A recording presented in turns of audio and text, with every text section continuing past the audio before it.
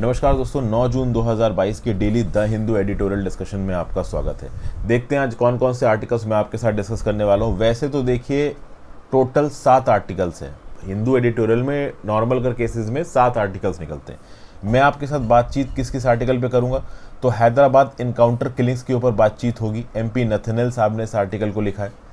Indo Pacific की dealings को लेके यहाँ पे बातचीत होगी। फिर यूनिफॉर्म सिविल कोड, बेसिकली जो यूनिफॉर्म सिविल कोड है ये कैसे मुस्लिम्स को कम परेशान करेगा, हिंदुओं को ज़्यादा परेशान कर देगा, इसके बारे में शेख मुजीबुर रहमान साहब ने बोला है। हो सका है तो मैं शायद इसके ऊपर एक डिफरेंट वीडियो बनाऊं। यहाँ पे ऑलरेडी 5 आर्टिकल्स इस वीडियो में डिस्कस होंगे तो इसको मैं शायद अलग से ना कर पाऊँ।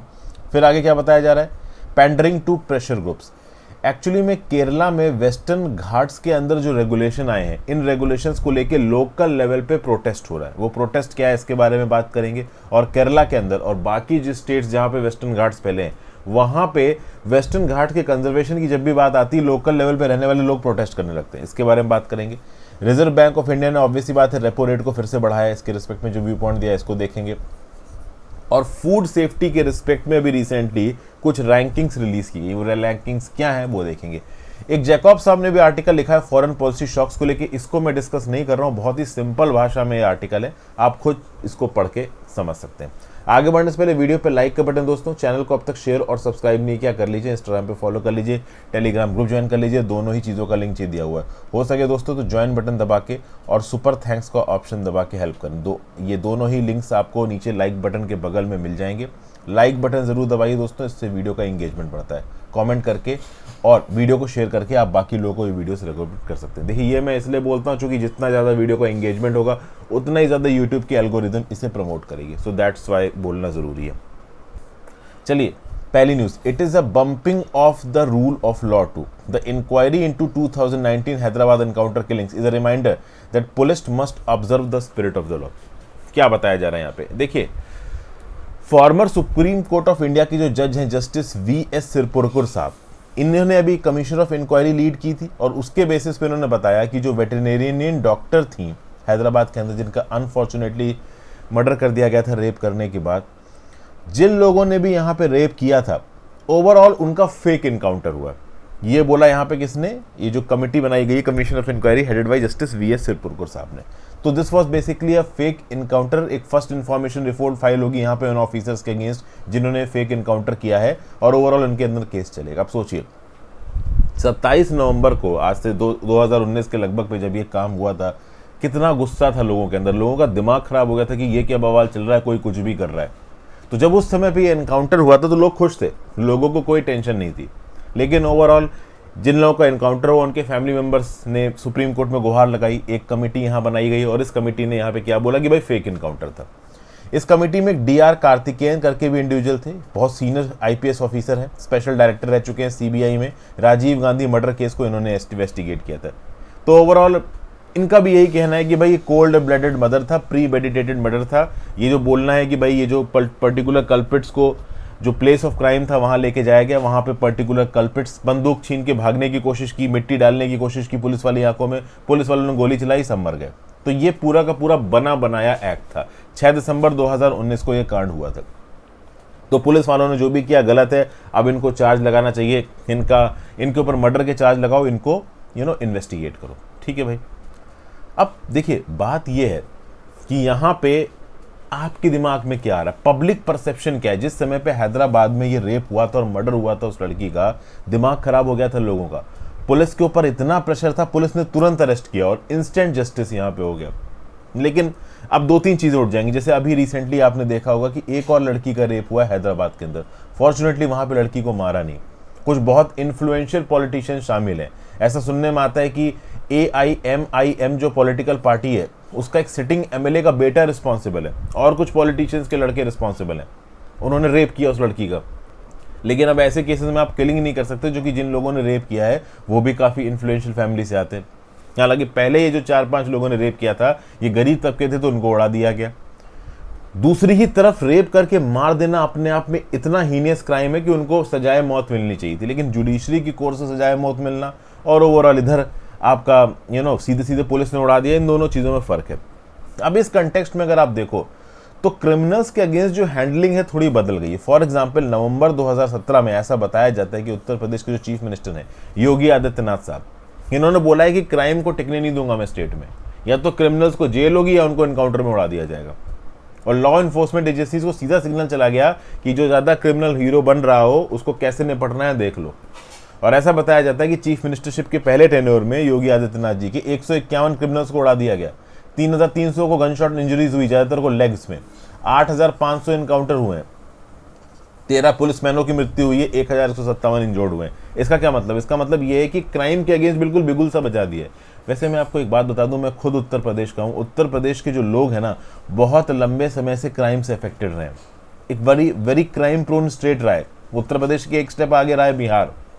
तो उत्तर प्रदेश के अंदर अगर कोई सरकार आती है जो बहुत हद तक क्रिमिनल्स को एक आयरन हैंड से डील करती दबाती है, बहुत खुश होते हैं लोग को तो दिल गार्डन हो जाता है। लोग खुश हो जाते हैं कि मारो इन क्रिमिनल्स को, क्योंकि क्राइम इतना है उत्तर प्रदेश में। कोई कच्चे वाला गैंग घूम रहा है, कोई दूसरा गैंग घूम रहा है, लोगों के घर के अंदर घुस के मांग रहे हैं। लोगों की भी तो लिमिट है ना। तो कोई अगर एक ऐसी सरकार आएगी जो क्राइम को दबाएगी, लोग खुश होंगे। तो योगी आदित्यनाथ की इस स्टेप से लोग खुश थे, और इस स्टेप को कॉपी किया गया आसाम में। जो चीफ मिनिस्टर थे आसाम के, उन्होंने आसाम पुलिस को क्लियर डायरेक्शंस दिए कि भाई कोई भी क्रिमिनल भाग रहा है उड़ा दो, ठीक है, ऐसा बताया जाता है। और इसके बाद अगर आप देखो तो मई 10, 2021 से 28 जनवरी 2022 के बीच में 28 सस्पेक्ट्स को उड़ा दिया गया, 23 इंजर हुए। ऐसा बताया जाता है कि ज़्यादातर माइनॉरिटी कम्युनिटी के थे। अब इस माइनॉरिटी कम्युनिटी वाले एंगल के ऊपर बातचीत नहीं होगी। क्रिमिनल होता है, चाहे वो मेजॉरिटी कम्युनिटी का हो, चाहे वो माइनॉरिटी कम्युनिटी का हो। फिर बिहार में भी ऐसा बताया जाता है कि इस मॉडल को इम्प्लीमेंट किया गया, ठीक है। 24 घंटे के अंदर बिहार के 3 डिस्ट्रिक्ट्स में 3 मर्डर्स हुए। ओके, भारतीय जनता पार्टी के कुछ लेजिस्लेटर्स ने बोला है कि भाई जो उत्तर प्रदेश में मॉडल अपनाया गया है क्राइम को कंट्रोल करने के लिए, वही बिहार में अपनाओ, तब जाके चीज़ें सुधरेंगी।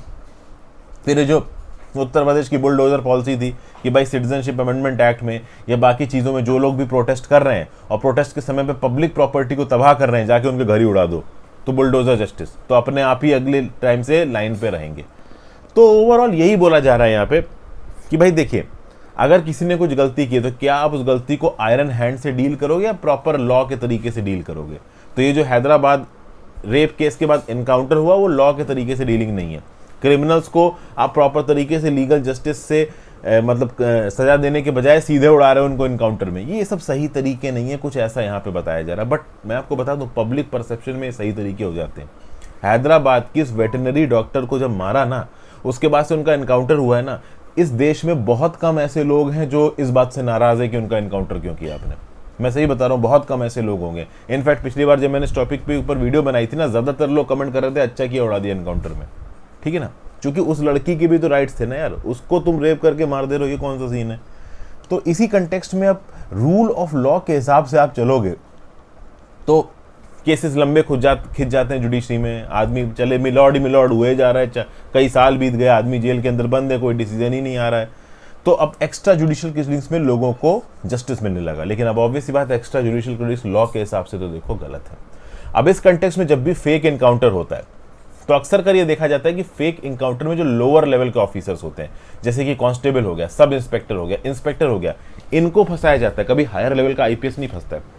अगर मान लो एक बार के लिए जो हैदराबाद में एनकाउंटर हुआ है वो सही था, मान लो कि वो जो वेटनरी डॉक्टर की जो रेप और किलिंग हुई थी, उसके बाद जो क्रिमिनल्स को मारा गया वो सच में मारा गया, मान लो प्री मेडिटेटेड था उनका मारना, तो ऐसे केसेस में क्या आपको लगता है कि जो नीचे के इंस्पेक्टर कांस्टेबल ने ये काम किया है बिना आईपीएस ऑफिसर्स के बोले किया होगा? मैं आपको बता दूं, पुलिस में, रेवेन्यू में, एडमिनिस्ट्रेशन में जो टॉप के लेवल के ऑफिशियल से ऑर्डर्स आते हैं ना, वही बॉटम लेवल पे इंप्लीमेंट होते हैं। बॉटम लेवल के ऑफिसर्स अपने लेवल पे जल्दी चीजें नहीं करते हैं, और इनकाउंटर जैसी चीजें तो बिल्कुल ही नहीं। तो मोस्ट प्रॉब्ली यहाँ पे अगर लो रैंकिंग ऑफिसर्स ने इनकाउंटर किया तो अपने टॉप आईपीएस ऑफिसर्स के ऑर्डर पे ही किया होगा। लेकिन प्रॉब्लम यह है कि जब इनके ऊपर मर्डर के चार्जेस लग रहे हैं तो टॉप आईपीएस ऑफिसर्स को रिस्पॉन्सिबल नहीं माना जा रहा है, नीचे के लेवल के ऑफिसर्स के ऊपर मर्डर के चार्जेस लगाए जा रहे हैं। तो यहाँ पे ऑथर ये बोल रहा है कि ये चार्जेस टॉप लेवल के आईपीएस के भी ऊपर लगाने चाहिए थे, क्योंकि उनके लीडरशिप के अंदर ये कांड हुआ है, ठीक है। तो रिस्पॉन्सिबिलिटी केवल आप लोअर रंग के ऑफिसर्स के ऊपर फेंक दो, ये नहीं चलेगा। मैं आपको बता दूं, कल की डेट में जब आईपीएस बन के आप जाओगे ना डिपार्टमेंट में, आई होप आप मेरे से पढ़े हुए बहुत से बच्चे आईपीएस में जाएं, लेकिन जब आप वहां पे एज एन आईपीएस काम कर रहे होगे तो आप एक चीज नोटिस करोगे कि जो नीचे के लेवल के ऑफिसर्स हैं ना, वो उनके अंदर एक ग्रज होता है टॉप ऑफिसर्स की तरफ। क्यों? क्योंकि नीचे के लेवल के ऑफिसर्स ग्राउंड लेवल पे गंदगी में काम करते हैं। फील्ड में काम करना आसान काम नहीं होता दोस्तों। एक आईपीएस अधिकारी की तरह आप तो टॉप लेवल पे कुर्सी पे बैठ के काम करोगे, एक एसी केबिन होगा, नीचे जो सब इंस्पेक्टर होगा ना, वो जिस कुर्सी पे बैठा होगा ना वहाँ पे एसी होगा, दिन में 20 प्रकार के उल्टे सीधे क्रिमिनल्स के साथ डीलिंग होगी और उसकी रिपोर्टिंग होगी आपको। तो आपको एक ह्यूमनिस्टिक एटीट्यूड रखना पड़ेगा उस पर्टिकुलर ऑफिसर की तरफ। और सारी ऑफिसर्स ग्राउंड लेवल के फील्ड ऑफिसर की होती है, आईपीएस तो एक बार को साइड हट जाता है, ठीक है ना। इसीलिए ग्राउंड लेवल पे सब इंस्पेक्टर इनके लिए काम करना बहुत मुश्किल होता है। तो ये सब बातें ओवरऑल यहाँ पे बताई जा रही हैं। फिर इसको सुधारने के लिए बताया जा रहा है कि जब भी इस प्रकार का कोई क्राइम हो तो आसपास के दूसरे स्टेट्स के मजिस्ट्रेट्स को नॉमिनेट कर देना चाहिए चीज़ों को ठीक तरीके से करने के लिए। मॉरल रेक्टिट्यूड और फेयर प्ले को ध्यान में रखना चाहिए जब भी कमीशन ऑफ इंक्वायरी इंस्टीट्यूट की जाए। ये सब बातें ओवरऑल यहाँ पे बताई जा रही। एक्स्ट्रा जुडिशियल स्ट्रैटेजीज को लेके आना क्राइम रेट को कम करने के लिए। एक्स्ट्रा जुडिशियल स्ट्रैटेजीज में क्या हो जाएगा, ये सब जो इनकाउंटर वगैरह होते हैं ये गलत है, ऐसा यहाँ पे बताया जा रहा है। फिर अगले आर्टिकल पे आ जाते हैं। Dealing with the Indo-Pacific is not easy. While the IPEF may be a good idea, the framework does not address issues of trade and tariff. तो अभी रिसेंटली जो जोसेफ बाइडेन साहब थे वो 5 दिन की विजिट पे एशिया गए थे। अब जैसे ही वो एशिया की विजिट कंप्लीट करके वापस निकले उस समय पे 3-4 कांड हो गए। क्या क्या कांड हुआ? तो भैया नॉर्थ कोरिया ने 3 बैलिस्टिक मिसाइल्स लॉन्च कर दी, टेस्ट मिसाइल्स थी ये। इस बात के बावजूद कि नॉर्थ कोरिया के अंदर कोविड फैल रहा है, बट कोविड छोड़ के उनकी बैलिस्टिक मिसाइल की लॉन्च नहीं रुक रही। फिर आप देखो तो जापान के डिफेंस मिनिस्टर ने बोला कि चाइनीज और Russian fighter jets sea of Japan के ऊपर से उड़े, ईस्ट चाइना सी के ऊपर से उड़े, तब जब क्वाड की मीटिंग हो रही थी टोक्यो में 24 मई के दिन। और फिर जब यूएस में एयरफोर्स 1 उतरा तब मिस्टर बाइडेन के सामने डोमेस्टिक प्रेशर बहुत ज्यादा था, चूंकि रिपब्लिकन्स और डेमोक्रेट्स आपस में लड़ रहे थे गन कंट्रोल लेजिस्लेशन को लेकर। टेक्सास के अंदर शूटिंग हुई, 21 जाने चली गई, 19 तो बच्चे थे जो मर गए। तो gun control law, second amendment of the constitution of US, ये सब मैं आपको पहले बता चुका हूं। तो यूएस की पॉलिसी के रिस्पेक्ट में यहां पे बात की जा रही है। क्या एशियन ट्रिप से जो बाइडेन को कुछ मिला? तो कुछ तो मिला है। क्या क्या मिला है? तो साउथ कोरिया की जो सरकार है वो अब ज्यादा विलिंग नजर आ रही। किस बात के लिए? कि वो यूएस मिसाइल्स को अपनी जमीन पे लगाएं। देखिए साउथ कोरिया भी एक ट्रबल्ड नेबरहुड में है। नॉर्थ में नॉर्थ कोरिया है, बगल में ही आपका चाइना है। तो इस कंटेक्स्ट में साउथ कोरिया जिस जगह पे है वो अपने आप में हैंडल करने में आसान नहीं है। तो साउथ कोरिया बहुत ज़्यादा विलिंग लग रहा है कि वो यूएस मिसाइल्स को होस्ट करे।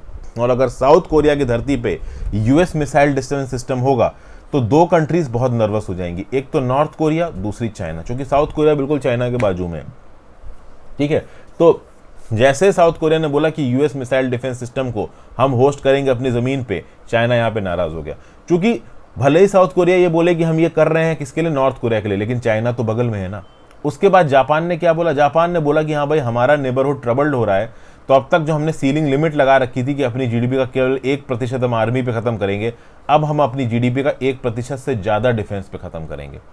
तो जापान भी यहाँ पे अब ओवरऑल अपनी मिलिट्री स्पेंडिंग बढ़ा रहा है और चाइनीज मिलिट्री एक्टिविटी तो इस इलाके में बढ़ रही है, प्लस उसके साथ साथ यूएस की भी मिलिट्री एक्टिविटी बढ़ रही है। देखिए खास बात यहाँ पे ये कि जो चाइना की बेलिजरेंस है, दूसरी कंट्रीज के ऊपर हक जमाना, ज़बरदस्ती की अपनी वो धौंस दिखाना, ये धौंस अमेरिका को इस पर्टिकुलर रीजन में, चाहे वो साउथ चाइना सी वाला रीजन हो, चाहे वो इंडियन ओशन वाला रीजन हो, स्ट्रॉन्ग कर रहा है। क्योंकि वियतनाम जैसी कंट्रीज, साउथ कोरिया जैसी कंट्रीज और आपका कह लो जापान, इंडिया, ये कंट्रीज यूएस से बहुत ज़्यादा इंगेज कर रही है डिफेंस की फील्ड में, ठीक है। अभी रिसेंटली जो बाइडेन ने बोल दिया कि अगर चाइना ताइवान के ऊपर अटैक करेगा तो हम मदद करने जाएंगे ताइवान की। हालांकि बाद में अमेरिकन ऑफिशियल्स ने बोला कि नहीं ऐसा नहीं है कि हम मदद करने चले जाएंगे, हम तो भाई ताइवान रिलेशन एक्ट के हिसाब से ही काम करेंगे। मतलब बैक एंड से यूएस ताइवान को बहुत हद तक डिफेंस की फील्ड में स्ट्रांग बनाने की कोशिश करेगा कि कल की डेट में अगर चाइना का अटैक हो ताइवान के ऊपर, ताइवान खुद डिफेंड कर सके। यूएस उसकी मदद के लिए आएगा, इस बात के बहुत कम चांसेस। एक प्रकार की स्ट्रैटेजिक एम्बिग्विटी रखी है। यूएस उस कंडीशन को देख के देखेगा कि हाँ भाई उसे मदद करनी है ताइवान की या मदद नहीं करनी है। अब इतना बड़ा चाइना, यहाँ छोटा सा ताइवान, ताइवान की मदद के लिए यूएस आएगा नहीं आएगा, ज़्यादा कुछ अभी कहा नहीं जा सकता। तो ईस्ट एशिया में और साउथ चाइना सी में जो सामंजस्य काफ़ी बदलते नजर आ रहे हैं। साउथ कोरिया और जापान, चूंकि इनके सामने एक न्यूक्लियर और मिसाइल थ्रेट है, तो ये बहुत हद तक प्रो यूएसए हो रहे हैं। प्लस इनका चाइना के साथ भी विवाद है। अगर जापान को देखें तो साउथ चाइना सी में जापान का चाइना के साथ सेनकाकू आइलैंड्स को लेकर विवाद है। फिर चाइना और ताइवान और 6 और नेशंस स्प्रैटली आइलैंड्स के लिए लेके लड़ रहे हैं, और चाइना बोलता है ये सब तो हमारा है। इन सब आइलैंड्स के बाद ऑयल और नेचुरल गैस रिजर्व्स बहुत सारे हैं, बहुत रिच आप कह लो जियोलॉजी है ये। तो ओवरऑल ये सारी कंट्रीज तो इन इलाके के कंट्रोल को लेके लड़ेंगे। अब इस पूरे के पूरे इशू में, केओस में, कैगमोयर के बीच में यूएस ने अपनी तरफ से क्या अल्टरनेटिव्स रखे हैं? यूएस ने अल्टरनेटिव रखा है एक तो आईपीईएफ का, इंडो पैसिफिक इकोनॉमिक फ्रेमवर्क। इसमें Australia, Brunei, India, Indonesia, Japan, south Korea, Malaysia, New Zealand, Philippines, Singapore, Thailand, Vietnam already involve हो चुके हैं। इस पर्टिकुलर इनिशिएटिव में काफी प्रॉमिस बताया जा रहा है। 4 पिलर्स हैं, मैं कई बार बता चुका हूं, standards and rules for digital trade, resistant supply chains, green management commitments और फेयर ट्रेड। 4 पिलर्स के चारों तरफ है, लेकिन ओवरऑल बहुत सारे थिंक टैंक्स का बोलना है, जैसे कि फॉर एग्जाम्पल जो चाइनीज यूनिवर्सिटी है ऑफ हांगकांग, वहां पे जो professor of law and trade है ब्रायन मर्क्यूरियो, इनका क्या बोलना है कि भाई देखिए आईपीईएफ यूजफुल है, लेकिन तब ये ज्यादा यूजफुल होगा जब ये ट्रेड और टैरिफ दोनों हिस्सों को कवर करेगा। और ट्रेड और टैरिफ का कोई भी एग्रीमेंट यूएस कांग्रेस से पास करा पाना मुश्किल है। ट्रांस पैसिफिक पार्टनरशिप फेल हो गया, यूएस कांग्रेस में पास ही नहीं करवा पाए प्रेसिडेंट। तो जो बाइडेन को पता है कि यूएस कांग्रेस से टैरिफ से रिलेटेड कोई कंसेशंस पास करा पाना बहुत मुश्किल है, तो बेटर क्या रहेगा कि कुछ तो स्टार्ट किया जाए, कुछ तो आगे बढ़ा जाए। तो कुछ आगे बढ़ाने में क्या किया, आईपीएफ ले आए। इसका मतलब ये नहीं कि आगे आने वाले समय में आईपीएफ के अंदर टैरिफ और ट्रेड इंक्लूड नहीं हो सकता, बिल्कुल इंक्लूड हो सकता है on a time to time basis, on a कहते थे ना need to need basis. IPF के एंगेजमेंट का सेट भी बदलेगा, हो सकता है आईपीएफ के अंदर आगे आने वाले समय में टैरिफ एग्जेम्पशंस भी दिए जाएं, अभी नहीं दिए गए।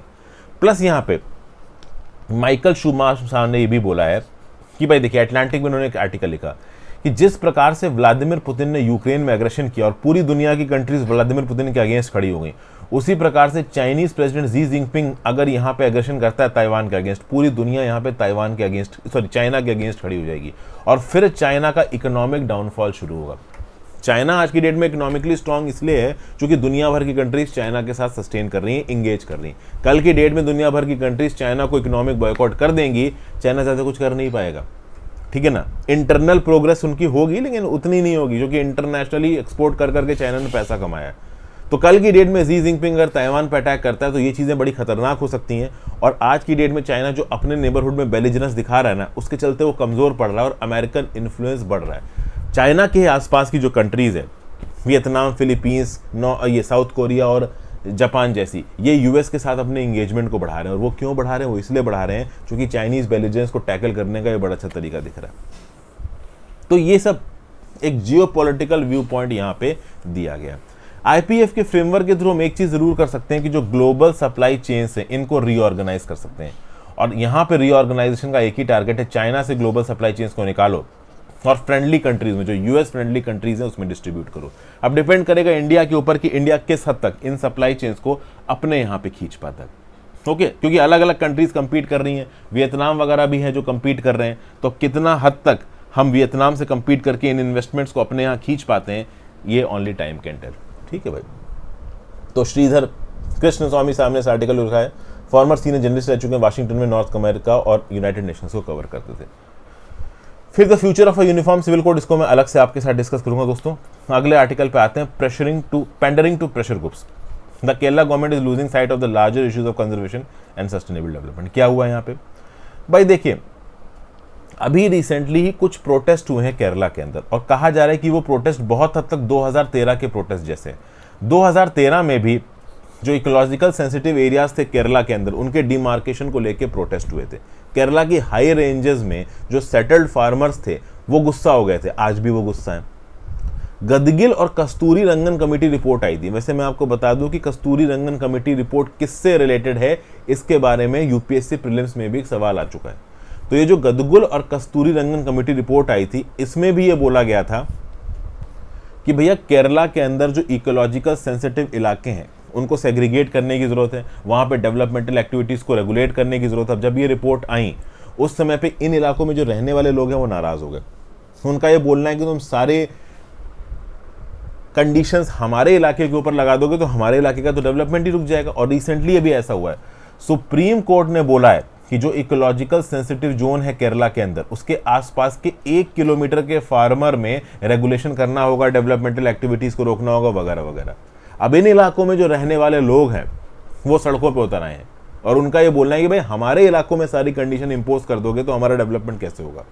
इस कंटेक्स्ट में जो केरला के फॉरेस्ट मिनिस्टर AK शशींद्रन साहब, इनका बोलना है कि भाई ठीक है, इकोलॉजिकल सेंसिटिव जोन हम भी डिमार्केट कर रहे थे, बट हम कोशिश कर रहे थे कि जहां पे लोग रहते हैं ह्यूमन हैबिटेशन से, उन इलाकों को ESZ में मत लाओ। लेकिन वो इलाके तो ESZ में आ ही जाएंगे ना। अभी के लिए जो फार्मर्स और जो लोग यहाँ पे केरला के अंदर प्रोटेस्ट कर रहे हैं, उनको रिप्रेजेंट कर रहा है हाई रेंज प्रोटेक्शन काउंसिल नाम का एक ऑर्गेनाइजेशन। इसका क्या बोलना है? इसका बोलना है कि भाई देखो, ये जो ओवरऑल सुप्रीम कोर्ट के ऑर्डर निकल के आ रहे हैं और पहले गदगिल और कस्तूरी रंगन कमेटी जैसी रिपोर्ट निकल के आई है, ये हमारे राइट्स को छीन रहा है। अगर तुम हमारे इलाके को इकोलॉजिकल सेंसिटिव जोन डिक्लेयर कर दोगे तो उससे चीज़ें होंगी कुछ। क्या चीज़ें होंगी? एक तो पहली बात, डेवलपमेंटल एक्टिविटीज़ यहाँ पे बहुत हद तक रेगुलेट हो जाएगी। आप इन जगहों पे कॉमर्शियल माइनिंग नहीं कर सकते, सॉ मिल सेटअप नहीं कर सकते, मेजर हाइडल प्रोजेक्ट्स नहीं चला सकते, फायरवुड का कॉमर्शियल प्रोडक्शन नहीं कर सकते। अब सोचिए, फॉरेस्ट में रहने वाले लोग लकड़ियाँ नहीं काट सकते आग जलाने के लिए, तो लोग तो नाराज़ हो जाएंगे। हैजार्डस सब्सटेंसेस का प्रोडक्शन नहीं कर सकते, टूरिज्म एक्टिविटीज़ नहीं हो सकती यहाँ पे, आप एयरक्राफ्ट इस पर्टिकुलर इलाके के ऊपर नहीं उड़ा सकते, आप हॉट एयर बैलून्स नहीं उड़ा सकते नेशनल पार्क एरिया के ऊपर। तो इतनी सारे अगर आप रिस्ट्रिक्शंस लगा दोगे, कोई बड़ा इंफ्रास्ट्रक्चर प्रोजेक्ट नहीं बन पाएगा वहाँ पे। तो जो लोकल लोग रह रहे हैं उनकी तो जीवन यापन मुश्किल हो जाएगा, उनकी गुजर बसर मुश्किल हो जाएगा, और इसी लोग यहाँ पे बवाल करने लगे। ठीक है ना भाई। 2014 में केरला की असेंबली ने एक रेजोल्यूशन पास किया था जिसमें उन्होंने केंद्र की सरकार से बोला था कि इकोलॉजिकल सेंसिटिव एरिया में जो 123 विलेज आइडेंटिफाई किए गए, इन 123 विलेज को आप ESA से बाहर निकाल दो। मतलब कि इन विलेजेस के ऊपर जो इकोलॉजिकल सेंसिटिव एरियाज की टर्म्स एंड कंडीशंस है ना, वो इंपोज मत करो, जो कि कस्तूरी रंगन कमेटी द्वारा बनाई गई थी। क्योंकि अगर वो टर्म्स एंड कंडीशंस इन इलाकों के ऊपर आ जाएंगे तो इन विलेजेस का सस्टेनेबल डेवलपमेंट मुश्किल हो जाएगा। ये विलेजेस कुछ कर ही नहीं पाएंगे डेवलपमेंट को लेके, कोई इन्वेस्टमेंट ही नहीं आ पाएगी यहाँ पे। उस समय पे चीफ मिनिस्टर थे ओमान चंडी साहब, और ओमान चंडी साहब ने क्या बोला कि भाई हम तो फार्मर्स के इंटरेस्ट में ये काम कर रहे हैं। आज की डेट में भी जो पिनराई विजयन साहब की सरकार है वो एंटी पीपल स्टैंड नहीं ले सकती, वो ESA के अगेंस्ट बात कर रही है। वो ये बोल रही है कि ठीक है भाई, जिस जिस इलाके में लोग रहते हैं, ह्यूमन हैबिटेशन है, वहाँ इकोलॉजिकल सेंसिटिव एक्ट वाला ये जो इकोलॉजिकल कंडीशंस है वो आप इम्पोज मत करो। परमानेंट स्ट्रक्चर्स वाला ये जो डेवलपमेंटल एक्टिविटीज़ ना करने वाला जो नियम कानून है, ये सब मत इम्प्लीमेंट करो। लेकिन अब ऑब्वियस सी बात, अब सस्टेनेबल डेवलपमेंट इस हिसाब से थोड़ा ना चलता है कि कहाँ लोग रह रहे हैं, कहाँ लोग नहीं रह रहे हैं। अब इसके बहुत से फैसेट्स हैं। एक तबका ये बोलेगा कि भाई इन्वायरमेंट को कंजर्व करना जरूरी है तो इकोलॉजिकल सेंसिटिव एरिया बनाओ, लेकिन जो उस पर्टिकुलर इलाके में रह रहा है वो बोलेगा कि यार तुम हमारे ही जगह पे इकोलॉजिकल डेवलपमेंट करोगे, अरे हमें तो जीने दो, अपने इलाके में तुमने इतना इमिशन किया, हमारे इलाके में तुम कह रहे हो ये मत करो वो मत करो। तो इसी कंटेक्स्ट में जो नेयार और पेपारा वाइल्ड लाइफ सेंचुरी है थिरुवनंतपुरम में, उसके आसपास की जब इलाके को ESZ डिक्लेयर किया गया अप्रैल 2022 में, तब यहाँ पे बवाल हो गया, प्रोटेस्ट होने लगे लोकल लेवल पे। और वेस्टर्न घाट्स के रिस्पेक्ट में जो भी इकोलॉजिकल सेंसिटिव एरिया को डिमार्केट करने की बात की जा रही है वो 6 स्टेट में की जा रही है, और 6 स्टेट में कुछ ना कुछ हद तक बवाल हो रहा है। तो वेस्टर्न घाट्स के जो 6 स्टेट्स हैं, केरला, तमिलनाडु, कर्नाटका, महाराष्ट्र, गोवा, गुजरात, माइंड इट, इनके ऊपर भी क्वेश्चन आ चुका है पहले। इन 6 स्टेटों में जहां जहां पे भी वेस्टर्न घाट्स फैला है वहां पे इकोलॉजिकल सेंसिटिव एरियाज को नोटिफाई करने के लिए हम पिछले 9 सालों से इंतजार कर रहे हैं, और 9 साल से अब तक हम यहाँ पे इकोलॉजिकल सेंसिटिव एरिया का नोटिफिकेशन लेके नहीं आ पा रहे हैं, क्योंकि कहीं ना कहीं ग्राउंड लेवल पे, लोकल लेवल पे हर जगह पे प्रोटेस्ट हो रहा है कि भाई हमारे यहाँ नहीं, हमारे यहाँ नहीं, यहाँ मत आओ, कहीं और जाओ, यहाँ मत आओ, यहाँ कहीं और जाओ, हमारा डेवलपमेंट रुक जाएगा। तो फिर ऐसे कैसे काम चलेगा? तो इस रिस्पेक्ट में क्या भी लेजिस्लेशन निकल के आता है उसको आगे जब भी निकल के आएगा हम लोग डिस्कस करेंगे। फिर आगे बात करते हैं inflation long shadow on RBI actions. तो भाई रिजर्व बैंक ऑफ इंडिया ने फिर से थोड़ा एक्शन लिया है बढ़ते दामों को रोकने के लिए। अभी कुछ 1 महीना ही बीता है, आपने सुना होगा कि जो आपका बेसिक रेपो रेट था उसको RBI ने बढ़ाया, बेंचमार्क जो हमारा पॉलिसी रेट है इसको हमने थोड़ा बढ़ाया, इसको यहाँ पे फिर से बढ़ाया गया है। फिर से 50 बेसिस पॉइंट्स के हमारा जो रेपो रेट है इसको यहाँ पे बढ़ाया गया है। जो सरकार का टारगेट है कि भाई 2 से 6% में हमको इन्फ्लेशन लेके आना है, इसको मीट करने की कोशिश कर रहे हैं, बट इस साल में ऐसा हो नहीं पाएगा। Monetary policy committee retail inflation को प्रोजेक्ट कर रही है फॉर 6.7%। मतलब ये जो पर्टिकुलर फाइनेंशियल ईयर है कब से कब तक का, 1 अप्रैल 2022 से लेके 1 अप्रैल 2023 तक का, इसमें जो इन्फ्लेशन रहने वाला है वो 6.7% रहने वाला है, जबकि हमारी जो मैक्सिमम रेंज है वो होती है 6%। 6% के ऊपर नहीं जाना चाहिए। मतलब इन्फ्लेशन ऑलरेडी हमारी एक्सपेक्टेशन के बहुत ऊपर जा चुका है, और इसका इम्पैक्ट इंडिया की ग्रोथ के ऊपर और लोगों की कमाई के ऊपर, दोनों के ऊपर देखने को मिलेगा। अभी रिसेंटली ही अप्रैल 2022 में आरबीआई ने ये एस्टिमेट किया था कि इन्फ्लेशन ऑल ओवर जो फाइनेंशियल ईयर है वो रहेगा 5.7%, और अभी 1% बढ़ा के 6.7% कर दिया गया है। ठीक है, अप्रैल से जून के क्वार्टर में इन्फ्लेशन रहेगा 7.5%, ऐसा बताया जा रहा है। क्वार्टर 2 में रहेगा 7.4%, फिर क्वार्टर 3 में रहेगा 6.4%, और चौथे क्वार्टर में आ जाएगा 5.8%। अब आरबीआई ने जो 6.7% का एजम्पशन किया है, अगर ये एजम्पशन ब्रीच होता है और गलती से इन्फ्लेशन पूरे साल के लिए 7% क्रॉस कर जाता है, तो भाई लोगों के लिए बहुत प्रॉब्लम हो जाएगी, इंडियन इकोनॉमी के लिए बहुत प्रॉब्लम हो जाएगी। हम लोग स्टैगफ्लेट टाइप सिचुएशन में पहुंचने लगेंगे, स्टैगफ्लेशन टाइप सिचुएशन में। अब बहुत सी वजह बताई गई यहाँ पे आरबीआई के द्वारा। यूक्रेन में जंग चल रही है, दुनिया भर में कमोडिटी के दाम बढ़ रहे हैं, राबी क्रॉप का आउटपुट कम हो रहा है, एडिबल ऑयल के दाम बढ़ रहे हैं, क्रूड ऑयल के दाम बढ़ रहे हैं। इन सब चीज़ों की वजह से इन्फ्लेशन यहाँ बढ़ता नजर आ रहा है। कुछ अच्छी चीज़ें भी हैं। कुछ अच्छी चीज़ें क्या है कि भाई देखो, खरीफ क्रॉप की खेती बहुत हद तक बढ़ी है, एक बड़ी इलाकों में खेती हम लोग प्लांट कर रहे हैं, तो बम्पर प्रोडक्शन हो सकता है। लेकिन अब उसमें एक कैच है। कैच ये है कि जो मानसून की शुरुआत है वो धीमी हुई है, 37% बिलो नॉर्मल। जितनी तेजी से मानसून आना चाहिए था उससे 37% कम हुआ है। अभी मैं मुंबई में हूँ, आज तारीख है 8 तारीख, अभी तक एक पानी की बूंद यहाँ नहीं बरसी है। जबकि आप देखिए जून के पहले हफ्ते में मुंबई में कुछ ना कुछ बारिश तो देखो हो ही जाती है। तो इसका मतलब ये है कि जो मानसून का ऑनसेट है वो धीमा है। इस धीमे ऑनसेट के चलते जो खेती है और जो खेती का आउटपुट है, इसके ऊपर इम्पैक्ट आ सकता है, और ये इम्पैक्ट लॉन्ग टर्म में नजर आएगा। और लॉन्ग टर्म में इम्पैक्ट अगर खतरनाक हुआ तो इन्फ्लेशन एक्सपेक्टेशन 6.7% से 7% क्रॉस कर सकती है। फिर ऐसा बताया जा रहा है कि कॉन्टैक्ट इंसेंटिव सेक्टर, जैसे कि टूरिज्म जैसे सेक्टर हो गए, होटल रेस्टोरेंट वाले सेक्टर हो गए, ये थोड़े थोड़े बढ़ रहे हैं। अभी कितने बढ़ेंगे कितने कम होंगे आगे आने वाले समय पता चलेगा। तो जो बढ़ता इन्फ्लेशन है ये डेंट कर सकता है हमारी इकोनॉमिक ग्रोथ को और लोगों की पॉकेट्स को भी। इस कंटेक्स्ट में कुछ अच्छे डिसीजन लिए गए, जैसे कि सरकार ने 21 मई को एक्साइज ड्यूटी कट्स किए पेट्रोल और डीजल में, तो थोड़ा बहुत इन्फ्लेशन यहाँ पे कम हुआ है। मुंबई में मैंने देखा कि जो पेट्रोल के दाम थे 122 रुपये से 110 रुपये पे आ गए, चलो 12 रुपये प्रति लीटर ही कम हुए, कुछ तो फायदा हुआ। तो लेट्स सी इस प्रकार के स्टेप्स कितना वो दिखाते हैं, कितना आप कह सकते हो ग्राउंड लेवल पे इम्पैक्ट दिखाते हैं, ओनली टाइम कैन टेल। फिर बात करते हैं सेफ फूड्स, आज का आखिरी article, on need to develop lab infrastructure in states. भाई देखिए, फूड सेफ्टी और कंज्यूमर एम्पावरमेंट बहुत इंपॉर्टेंट है। फूड सेफ्टी के रिस्पेक्ट में तमिलनाडु नंबर 1 आया है। अभी जो state food safety index release किया गया है ना, इसमें पिछले साल तमिलनाडु तीसरी रैंक पे था, इस साल तमिलनाडु नंबर 1 पे है। तमिलनाडु के 82 मार्क्स हैं, टॉप पे है। उसके बाद गुजरात 4.5 मार्क्स पीछे, महाराष्ट्र 12 मार्क्स पीछे है तमिलनाडु के। मतलब कहीं ना कहीं तमिलनाडु ने फूड सेफ्टी में एक लीडर की तरह अपने आप को डिस्प्ले किया है। फूड सेफ्टी और standard authority of India release करता है ये स्टेट फूड सेफ्टी इंडेक्स। इसमें कौन कौन से रिसोर्सेज को देखा जाता है, तो human resources, institutional data, compliance, food testing, infrastructure and surveillance, training and capacity building, consumer empowerment, इन सब बेसिस पे यहाँ पे रैंकिंग होती है।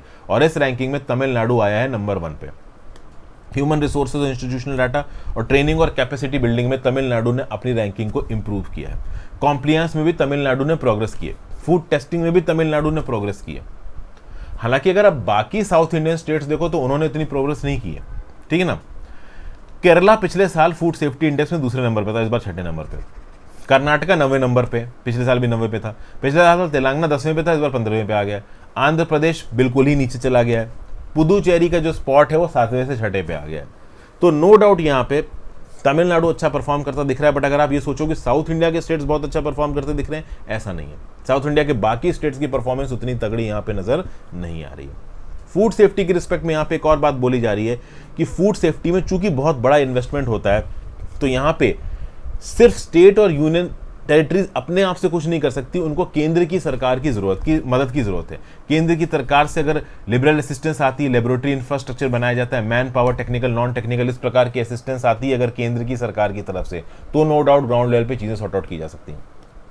प्लस भाई प्राइवेट सेक्टर का सपोर्ट आना चाहिए। ओवरऑल फूड सेफ्टी से रिलेटेड चीज़ों को ग्राउंड लेवल पे इंप्लीमेंट करने के लिए राज्य की सरकार, केंद्र की सरकार और प्राइवेट सेक्टर सबको मिल के एक वेल कलेक्टिव कोऑर्डिनेटेड एक्शन करना पड़ेगा, तब जाके आप फूड सेफ्टी की प्रॉब्लम को ग्राउंड लेवल से इफेक्टिव तरीके से सॉल्व कर पाओगे। तो ये था आज का एडिटोरियल डिस्कशन। आई होप दोस्तों आपको पसंद आया हो। अपने व्यू पॉइंट नीचे कमेंट बॉक्स में जरूर दीजिएगा। चैनल को शेयर और सब्सक्राइब करिएगा, इंस्टाग्राम पे फॉलो कर लीजिएगा, टेलीग्राम ग्रुप ज्वाइन कर लीजिएगा। Thank you so much for watching friends, thank you for your time. I hope आपको कुछ ना कुछ सीखने को मिला। Have a great day friends.